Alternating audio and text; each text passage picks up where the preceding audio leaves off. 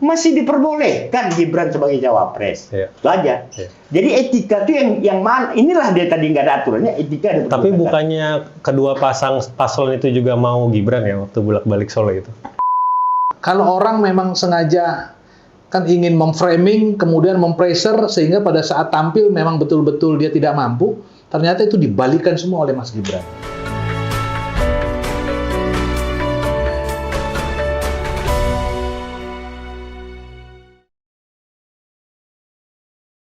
Assalamualaikum warahmatullahi wabarakatuh. Kembali lagi kita di Serasi. Setiap bicara solusi. Baik, kawan-kawan semua, kita balik lagi nih. Bicara soal perkembangan dan informasi terakhir nih. Bang Jos dan Bang Jun. JJ. Namanya JJ. Saya juga J, Jaka. Jadi triple J. Sebenarnya memang debat itu kan sudah berlangsung 2 kali ya. Ya, sudah rada lama lah. Tapi ya nggak basi-basi amat kalau kita masih membahas ini dari sisi yang lain yang belum dibahas di mana-mana tempat gitu. Nah, di Serasi ini kita mau bicara solusi nih, teman-teman semua. Oke, kita mulai dari debat pertama nih. Di debat pertama ada info apa, Bang Jos? Ya, debat pertama itu kan sebetulnya yang sangat dinanti-nantikan terkait visi dan misi masing-masing calon. Ya. Ya kan? Perdana. Sebetulnya yang kita ingin dengarkan sebetulnya visi dan misi. Ya. Cuma kan kadang-kadang kalau kita boleh menilai secara apa adanya, ada calon yang visinya disampaikan. Oke. Tapi ada hal-hal yang sebetulnya tidak dalam konteks yang harus dibicarakan. Iya, betul. Menyerang langsung kepada calon lain, ya kan? Kalau orang Medan bilang BTL, Batak tembak langsung, kan begitu. Nah, ada yang kemudian agak itu kan sebenarnya visi dan misi, tapi tiba-tiba nanti dia bicara ke hal yang tidak dalam konteksnya. Tapi kita mulai gini, Bang Jos, dari Pak Prabowo dulu lah kita. Kandidat kita nih yang ini. Gimana Bang Jos melihat performa Pak Prabowo di debat pertama? Kalau saya kan melihat begini, calon nomor 1 itu kan memang akademisi, jadi dia bicara memang seperti dosen. Oke. Ya kan, kalau Pak Prabowo militer, maka dia bicara taktis dan strategis saja. Oke. Apa yang perlu diucapkan, itulah yang diucapkan, tidak melebar kemana-mana. Oke. Kemudian kalau pasangan calon nomor 3 itu kan memang birokrat. Ya kan? Politisi. Ya, jadi politisi dan seorang gubernur mantan, ya bicaranya pun seperti seorang birokrat, sebagai eksekutif. Jadi 3 calon ini kan memang memiliki latar belakang masing-masing dan itu sangat tergambar di dalam malam itu, dan juga tergambar mentalitas daripada masing-masing. Ya kan, ada yang langsung BTL, ada yang memang sesuai konteksnya saja, ada yang lari-lari dari konteks. Kurang lebih gitu. Lari-lari dari konteks. Nah, nanti saya kejar tuh. Lari-lari dari konteks. Gimana kalau pendapat Bang Jun sendiri? Ya, debat pertama, debat capres ya. Iya, debat capres, betul. Yang pertama kan memang harus menyampaikan gagasan. Ya, tadi yang dia bilang Bang Jos, waktu menyampaikan gagasan harusnya gagasan yang diperkuat. Calon nomor 1 di dalam menyampaikan gagasan diselipkanlah untuk menyerang Pak Prabowo dengan menghadirkan orang tuanya Harun yang meninggal waktu terjadi kerusuhan Mei 2019 di Petamburan. Dan langsung menyatakan bahwa itu adalah pendukung Pak Prabowo. Harun yang meninggal itu Dan langsung itu menyerang secara frontal ke Pak Prabowo. Personal ya? Kalau benar, saya rasa nggak ada masalah. Yang menjadi persoalan, bahwa itu tidak benar. Bahwa itu anak umur 15 tahun, dia belum tahu politik, dan bapaknya pun pada waktu itu bilang anak ini hanya melihat, menonton orang demo, tapi paslon nomor 1 membawa itu ke dalam debat hanya untuk memojokkan Pak Prabowo. Itu yang kita kesalkan sebenarnya. Sesalkan ya. Kalau benar nggak apa-apa, tapi ini ternyata tidak benar. Itu aja yang kita sesalkan. Kok sampai sih di dalam debat ini info yang disampaikan di dalam debat ini tidak valid. Oke. Itu aja. Itu jadi presiden buruk ya. Presiden buruk. Karena soal data disaksikan oleh seluruh rakyat Indonesia dan datanya tidak valid. Dan hanya untuk melakukan serangan personal kepada Pak Prabowo. Betul. Itu. Betul. Jadi memang nih ada semacam tanda kutip ya, adu gagasan bukan pencitraan katanya gitu. Nah itu justru malah menyerang gitu ya, menyerang posisi pasangan Pak Prabowo sebenarnya ya, dan datanya salah. Nah itu berbahaya sekali ya. Nah teman-teman sekali lagi ya itu ekspresi dari proses debat pertama sebenarnya bisa kita bahas lebih detail lagi ya. Betul. Tadi Bang Jos tadi itu ada lari-lari gimana itu maksudnya? Ya artinya kan lari-lari dari sampaikanlah seperti tadi Bang John sampaikan. Gagasannya apa sih? Visi dan misinya apa sih? Programnya apa sih? Nah, pada saat dia kemudian membawa-bawa itu kan semacam Siwar ya. Iya. Kalau pada saat pertanyaan mulai kemudian menyerang dan sebagainya, ya namanya juga debat. Iya. Tapi pada saat penyampaian visi misi sudah BTL. Iya. Ya kan? Celakanya datanya salah lagi. Kalau Imam Ali di dalam kitab Nahjul Balaghah menyampaikan pikiran orang berakal itu ada di depan lidahnya. Jadi pikir dulu baru ngomong. Jangan ngomong dulu baru mikir. Ini kan ngomong dulu baru mikir. Ternyata datanya salah. Salah datanya. Dan kalau nggak salah saya ingat kan Mas Jaka yang ikut menghantar orang tua Harun al-Rashid ke DPR. Betul. Bertemu dengan para pimpinan. Betul. Mengadu dan sebagainya. Betul ya? Betul. Coba bisa diceritakan. Ini jadi kita balikin lagi. Ini ceritanya bagaimana waktu itu? Jadi gini. Karena Mas Jaka tahu ini kasus ini sebenarnya nih. Iya kan? Ya, dulu kita di Pushami, Pusat Hak Asasi Muslim Indonesia itu mengadvokasi korban-korban kerusuhan Mei 2019 itu memang Bang Jos. Kebetulan memang narahubung kita tuh di DPR itu waktu itu adalah Romo dan Bang Fadlizon yang waktu itu jadi wakil ketua DPR RI waktu itu kan. Dan saya menghubungi Romo dan Bang Fadli itu melalui Bang Jun ini sebenarnya. Artinya Bang Jun dan Mas Jaka ini paham dulu. Begitu disebut Harun berarti sudah paham waktu debat itu ya. Paham gitu. Jadi ya sebenarnya kasihan ya dengan almarhum gitu, kita tetap bantu support gitu, tapi oleh pasangan nomor urut 1 dimanipulasi gitu untuk kepentingan politik sesaat saja. Padahal menurut beberapa survei ya katanya ya, itu debat itu ada yang menganggap tidak terlalu berpengaruh gitu. Jadi effortnya itu kayak seperti tidak ya, antara effort yang dikeluarkan dengan dampaknya justru malah nggak positif gitu sebenarnya. Dan kita menyayangkan lah hal itu ya. Dan kita tidak mau mengungkit-ungkit apa yang sudah kita lakukan, perbuatan baik yang kita lakukan untuk soal-soal yang sifatnya oportunis lah gitu. Kita tidak mau menjual hal itu gitu. Lebih seperti itu sih gitu. Nah, tapi emang debat pertama itu cukup mengagetkan ya buat kita ya, relawan ya. Kita melihat bahwa orang ketika ingin merebut kekuasaan itu bisa melakukan cara apa saja gitu. Dengan segala cara itu kan kita jadi sangat ini sangat tidak patut dicontoh sebenarnya kan oleh generasi muda nih sebenarnya nih untuk jadi pelajaran gitu. Bahkan proses jadi malah meyakinkan kita gitu bahwa proses mencapai tahapan itu dilakukan dengan cara-cara yang memang tidak baik ya, tidak baik, mengkhianati, meninggalkan, kemudian menyerang orang lain gitu. Dan alhamdulillah kita di relawan ini diberi instruksi ya di tim golf bahwa kita tidak boleh membuat hoax, tidak boleh memicu perpecahan, menyerang orang lain kita tidak boleh gitu. Nah, seperti itu ya. Gitu. Iya. Ada nggak nih tanggapan lagi untuk debat pertama selain serang menyerang personil dan informasi data yang nggak valid gitu? Tapi Ya. kan memang banyak gurauan ya, tapi kita nggak bahas lah di sini. Ya, yang pertama soal etika aja. Etika ya.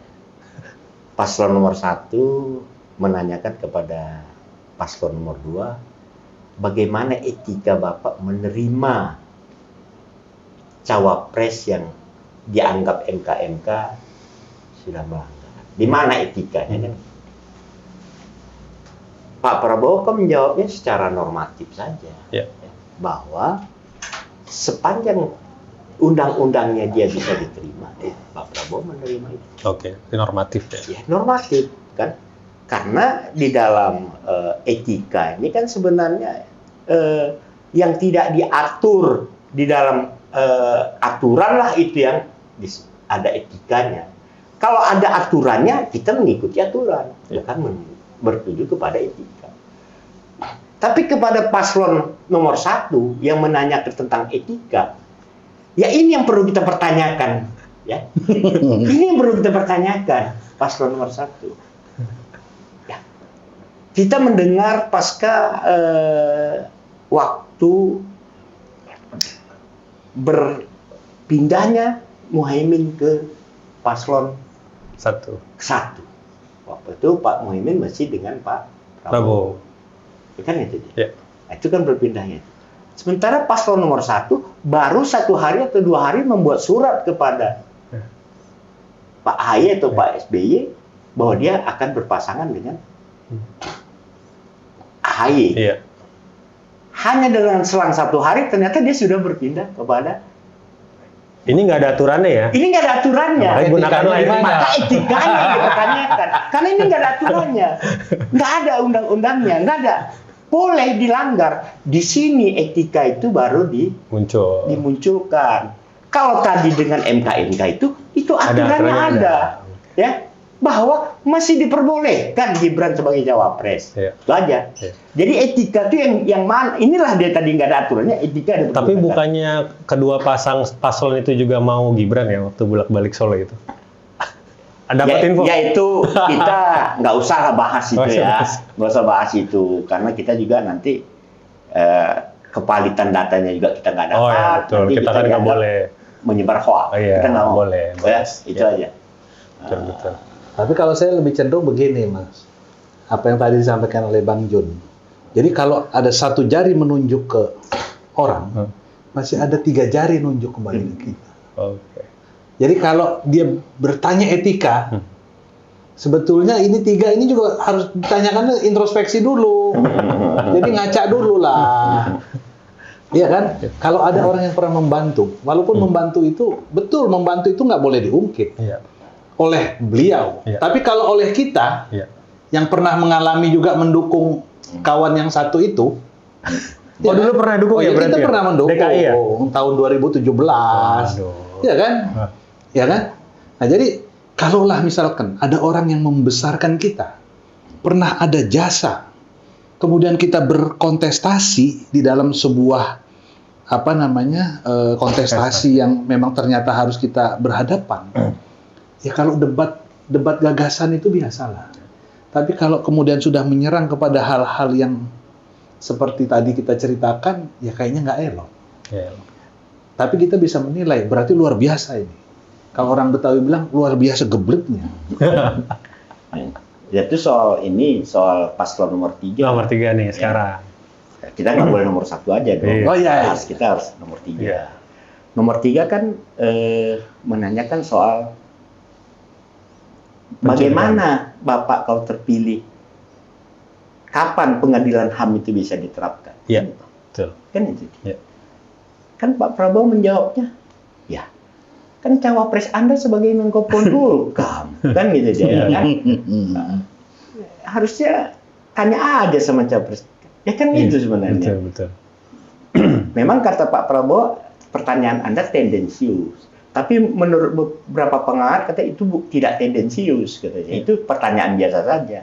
Benar pertanyaan biasa. Maka jawaban Pak Prabowo Ditanyalah sama cawapres Anda yang sebagai Menko Polhukam, ada nggak dia merekomendasikan agar dibentuk pengadilan HAM? Iya. Ternyata kan tidak. Tidak sampai. Nah, itu hal-hal begitu itu sebenarnya kan harusnya di dalam tim mereka sendiri harus bahas dulu. Oke. Ya, harus bahas mereka dulu. Karena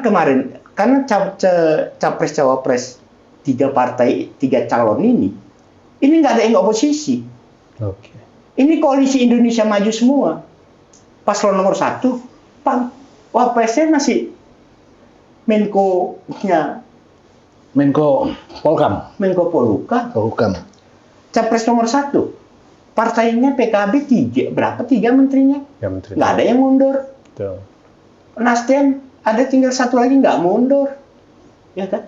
Kan masih di dalam pemerintahan Pak Jokowi. Maka capres nomor 1 sama nomor 3 seharusnya tidak boleh menyerang kebijaksanaan Pak Jokowi. Iya. Harusnya nggak boleh menyerang. Kalau mereka mau menyerang, harusnya mereka keluar dulu dari koalisi agar bisa menyerang. Kalau dia menyerang sementara dia di dalam itu juga, ini yang nggak elok. Tidak elok, ya. Etika. Disitulah etika itu sebenarnya. Nggak ada aturannya. Tapi ada Karena nggak ada aturannya, tinggal dicari etikanya. Karena kalau ada aturannya, langsung disuruh keluar kan. Tapi kan ini kan nggak aturannya, tergantung etika aja. Mau nggak keluar dari menteri supaya kita bebas menyerang pemerintahan. Karena kan Pak Prabowo bagian pemerintahan yang berkelanjutan. Betul. Pak Prabowo berkelanjutan, yang nomor 1 perubahan, yang nomor 3 nggak tahu saya apa. Setengah keberlanjutan. Perbaikan. Di situ apanya supaya bebas berdebat sebenarnya harus keluar dari konteks itu ya. Cuman karena nggak ada aturannya, ya sudah. Intinya menepuk air di dulang, terpercik muka sendiri. Itulah dia.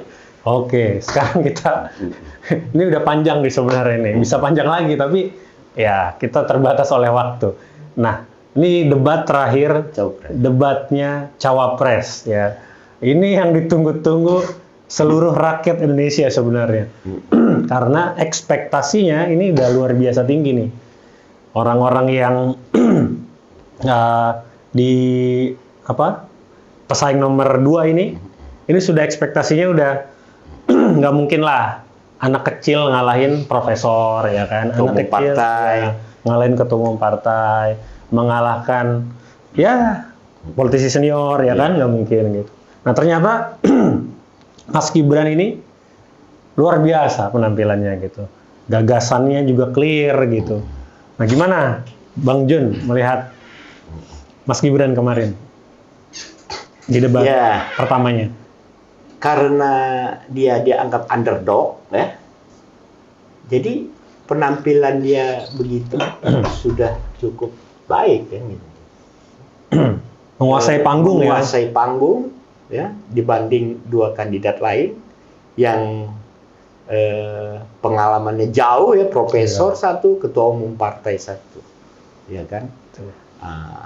Soal beberapa pertanyaan dari Mas Gibran yang dianggap pertanyaan cerdas cermat, ya namanya strategi debat. Ya.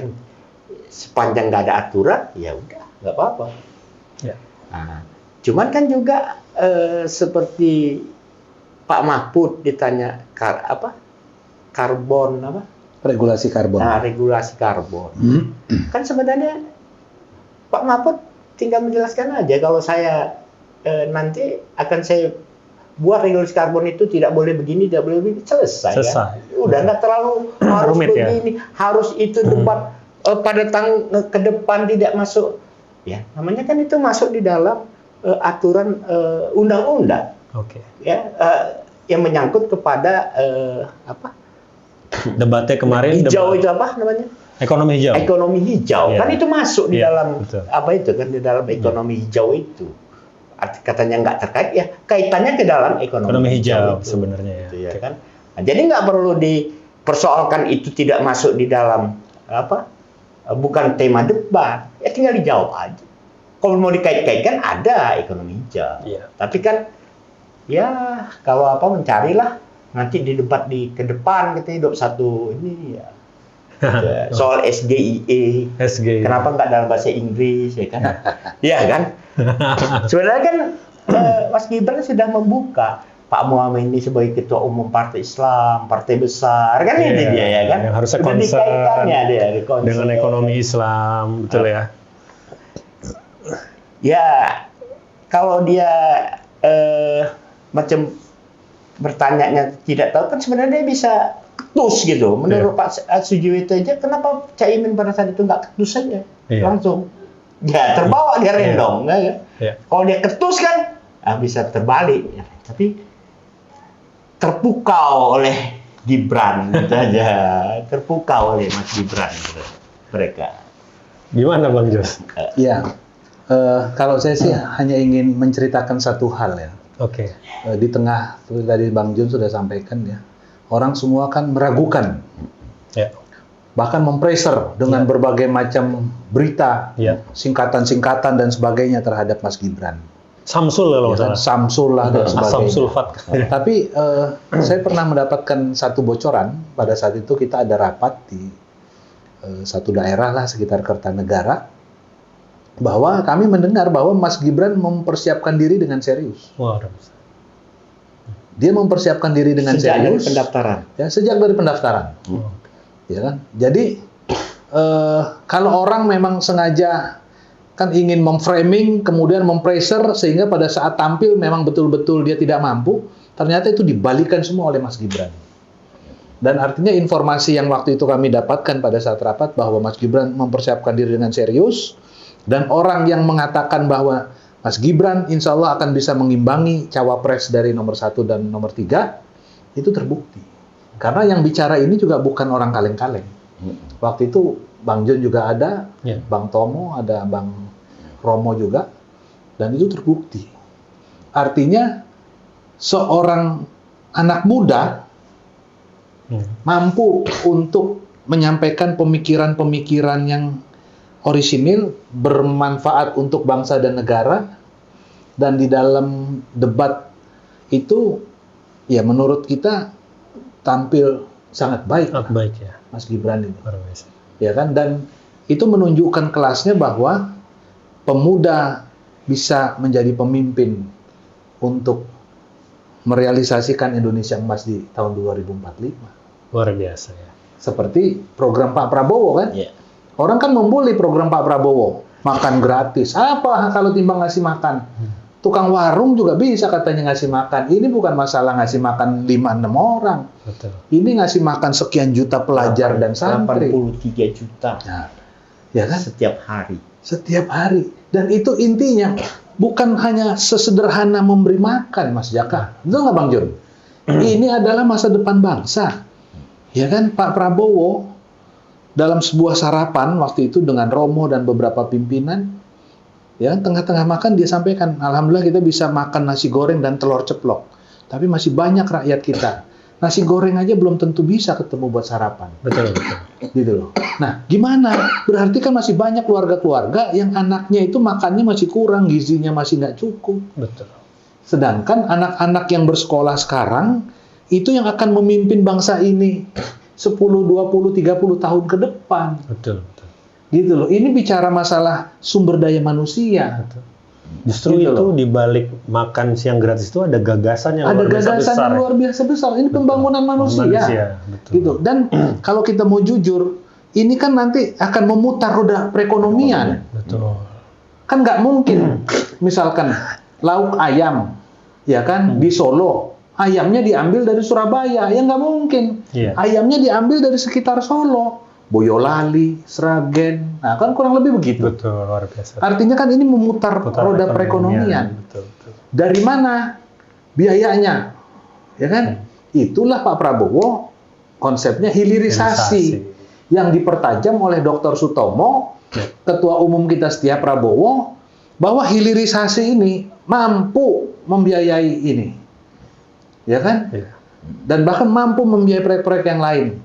Seperti di podcast hilirisasi yang kemarin Setia Prabowo sudah ini kan gitu. Di tahap pertama itu.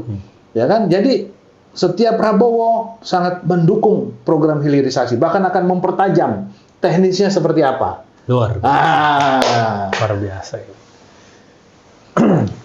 Dan jangan lupa, kita yang konkret-konkret saja. Oh iya nih. Setia Prabowo, ya kan? Ya.